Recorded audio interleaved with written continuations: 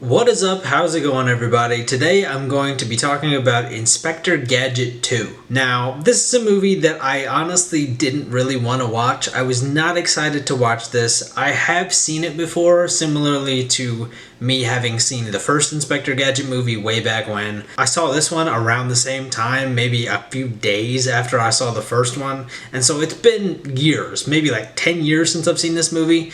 Unlike the first one, I had fewer memories of anything that was in this movie or anything like that. Forgot the plot completely, and this movie is somehow even worse than the first one. Now, I was expecting this movie to be worse than the first one because, of course, it was always going to be, but my suspicions were confirmed pretty quickly.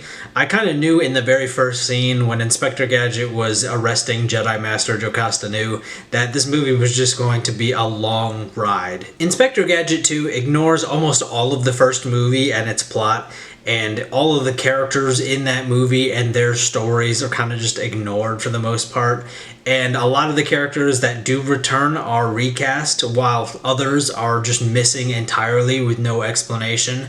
And the worst part about it all is that the characters that do return and are recast don't even feel like the same characters. They don't feel like the characters that we established in the first movie. As a matter of fact, the only character that does return that is played by the same actor is the Gadget Mobile. I didn't love Matthew Broderick in the role of Inspector Gadget in the first movie, but his replacement, French Stewart, gives me nothing. Broderick at least had some charm that seeped through the cracks of a bad movie, but Inspector Gadget in the sequel is just kind of blah. And the same goes for Claw. In the first movie, he kind of had a charm to him, mostly because of the actor Rupert Everett, but in the sequel, he's just kind of boring. But that's really all this movie is. Any redeeming qualities that the first Inspector Gadget movie had are gone, and they've been replaced with a worse version of what they had before.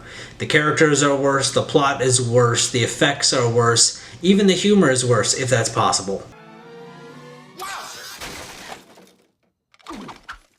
You'll never guess what happened. Claw escaped. Claw escaped? I don't know how you're a producer and you watch that and you think that this movie's going to be a success. There are a lot of scenes in this movie that are chaotic and not in a good way, and I'd watch them and they just pull me right out of the movie because I would just be dumbfounded. Like this one, for example. What is this zoom? I get that this movie was in some ways closer to the Inspector Gadget cartoon than the first movie was, so if you're a fan of the cartoon, you'll have to let me know which movie you prefer, the first one or this one, its sequel. But as someone who's never seen the cartoon, here's my take on some of the changes that they made. If you're making a sequel, especially just a direct sequel and not like a long-awaited sequel or anything like that, I think you have to just stick with what you've already established. You established in the first movie some things, like Inspector Gadget's human name, that never gets mentioned or used in the second movie. You have to carry some things like that over into the sequel so that the sequel doesn't feel disjointed and disconnected.